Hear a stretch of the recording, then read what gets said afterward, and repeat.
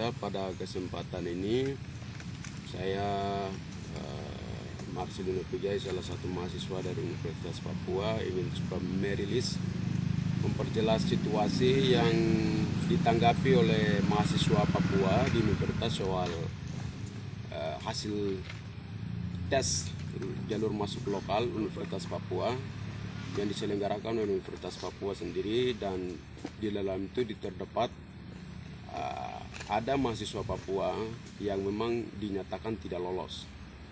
Melihat dengan itu disikapi oleh mahasiswa Papua, terutama mahasiswa-mahasiswa senior, termasuk mahasiswa-mahasiswa lain yang peduli soal hak pendidikan bagi orang Papua.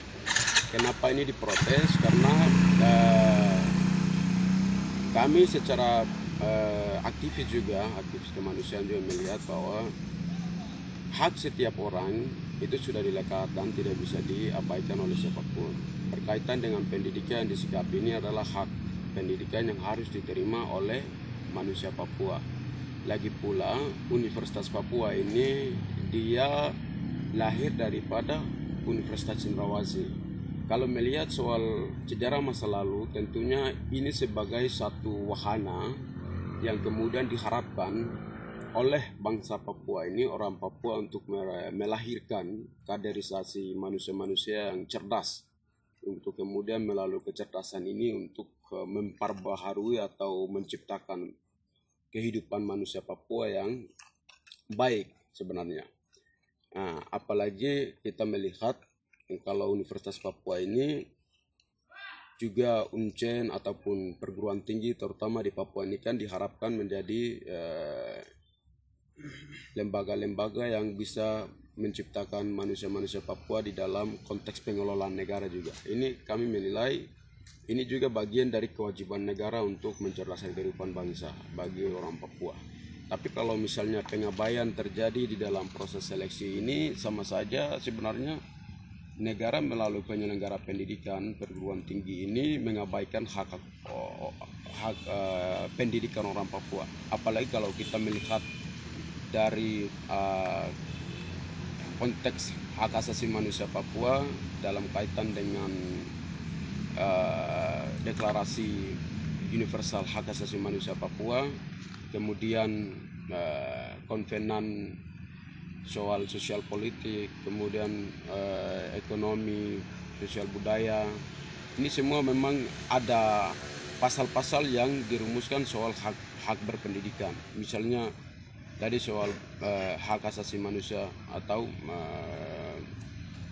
hak universal itu pada artikel yang ke-26 soal hak pendidikan yang harus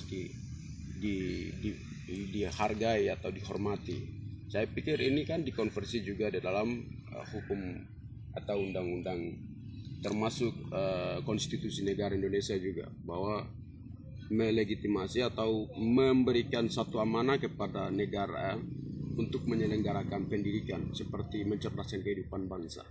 Nah, dengan kaitan inilah yang kemudian ketika melihat hasil-hasil seleksi yang dilakukan oleh Universitas Papua ini adalah pengabaian bagi hak pendidikan bagi orang Papua. Nah, yang ditemukan dalam seleksi itu ada mahasiswa Papua mulai dari gunung sampai di pantai, itu terdapat sejumlah mahasiswa yang diperkirakan puluhan yang sampai hari ini belum diluluskan. Karena kita melihat situasi ini kan sementara dalam pandemi COVID. Nah, satu-satu harapannya untuk orang Papua tidak bisa akses untuk mendaftarkan diri dalam dunia pendidikan di luar, paling tidak kan di dalam Papua. Terutama lagi harapannya adalah Universitas Papua. Di sini yang sudah didatangi oleh mahasiswa-mahasiswa itu adalah mereka yang sudah melewati gunung-gunung, mengikuti akses laut, udara, yang artinya mereka datang itu adalah dengan harapan akan masuk di dalam Universitas Papua. Tetapi sampai di sini mereka tidak mendapatkan. Ini adalah sebuah pandangan yang cukup mengecewakan bagi mereka yang datang. Lagi pula ini adalah memang harapan orang tua juga dari kampung untuk mereka bisa pendidikan di sini. Dengan demikian, ketika mulai menanggapi situasi ini, kemudian para senior yang ada di Universitas Papua bersama mahasiswa lain melakukan aksi untuk memprotes supaya direkrut kembali semua mahasiswa yang ada, karena ini dinilai sebagai rumah adat. Pendidikan ini adalah rumah adat, jadi bisa dibilang rumah kakek seribu, bisa juga bilang Konai, Emawa, Kunume, dan lain sebagainya. Ini adalah artinya di mana orang Papua mengharapkan tempat untuk mereka bisa berpendidikan. Nah, dengan pengabaian atau tidak lulusan ini adalah bagian dari tidak memperhatikan hak pendidikan orang Papua. Kalaupun memang kita menyadari bahwa ada standar-standar ketetapan yang ditetapkan oleh setiap institusi negara, terutama dalam kaitan dengan kampus-kampus. Tetapi kalau kembali ke hak pendidikan sekaligus dengan keadilan, sebenarnya yang diprioritaskan itu adalah orang Papua. Nah, sehingga mahasiswa Papua harus diprioritaskan di sini. Kalau selain dari itulah yang kemudian mungkin kita bisa pertimbangkan untuk bisa merekrut mahasiswa lain. Mungkin seperti itulah yang kenapa kemudian mereka melakukan aksi protes terhadap menuju ke depan Restoran. Ini adalah budaya kita, kawan-kawan. Seorang pemimpin itu bisa. Baik, selamat siang. Saya Agus Nabial sebagai koordinator aksi dari hari Sabtu tanggal 17 sampai dengan hari ini tanggal 21. Berkaitan dengan adik-adik mahasiswa baru angkatan 2021 yang tidak diluluskan dari pihak universitas. Maka hari Sabtu itu kita naik ke rektor bagaimana caranya untuk meluluskan adik-adik atau ada solusi lain selain daripada adik-adik kami ini bisa diluluskan. Namun Bapak sendiri tidak ketemu kami.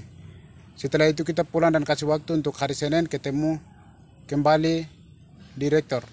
Jam 9 itu kita naik dan menunggu Bapak hingga sampai dengan jam 12. Sehingga terjadilah pempalangan kampus dan juga beberapa fakultas termasuk pintu utama.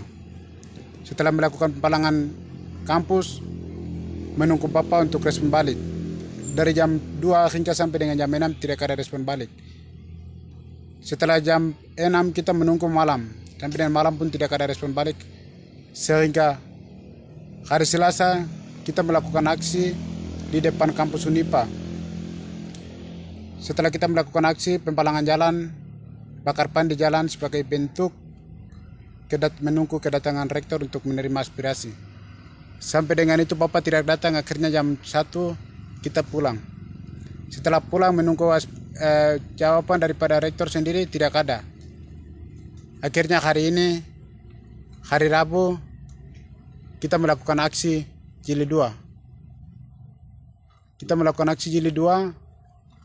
Tadi kita mulai dari jam 9 di jalan pintu masuk Unipa, orasi hingga Bapak tidak datang.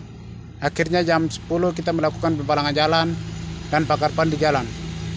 Itu pun Bapak tidak datang. Kita menunggu sampai dengan jam 11, setengah 12. Akhirnya kita masuk di dalam kampus dan naik ke rektorat.